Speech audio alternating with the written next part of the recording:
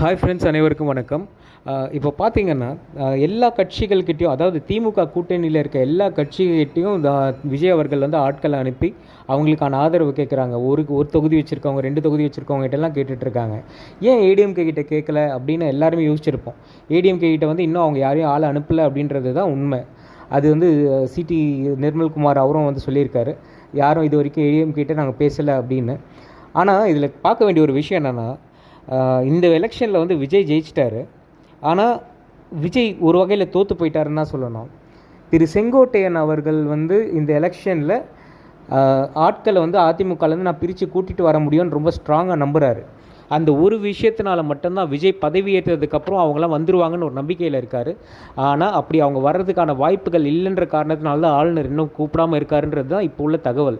திரு செங்கோட்டையன் அவர்களுக்கு பவர் இருக்குது. அவரை முன்னாடியே அவர் தனி கட்சி ஆரம்பித்து ஆட்களை கூப்பிட்ருக்க முடியும், ஆனால் கூப்பிட முடியல.